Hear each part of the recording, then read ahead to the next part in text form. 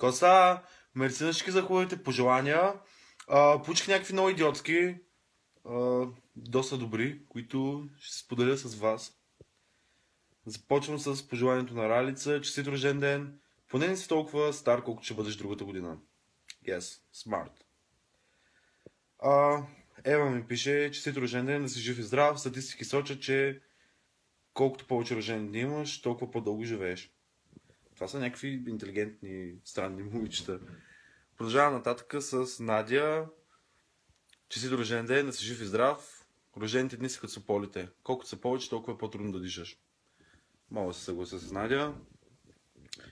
Честит рожден ден, страхотно е да си млад, красив, пълен с енергия. Спомняш си това чувство?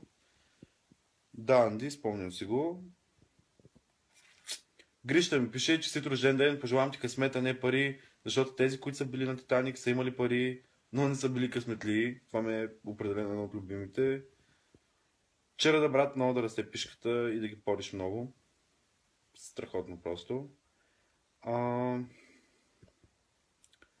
Хубаво е, че имаш рожден ден. Още по-хубаво е, че сигурно ще празнуваш, ще ни спестиш един ден с идиотските си клипове. Краси. За съжаление и тази вечер ще има клип.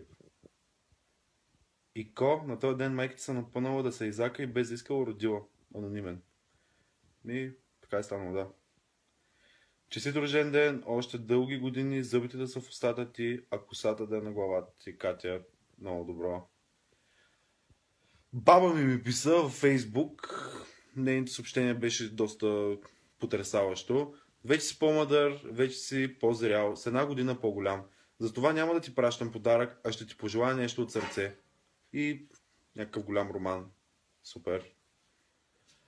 Калин ми пише: брат, мързиме да ти ми се пожелание, затова отиди на www.rojdendен.spomenibg.com и си избери едно от мен. Чарада. Много добро. Майка ми писа току-що. Честит рожден ден, слънчице. Много съм щастлива, че преди 23 години те установих на тази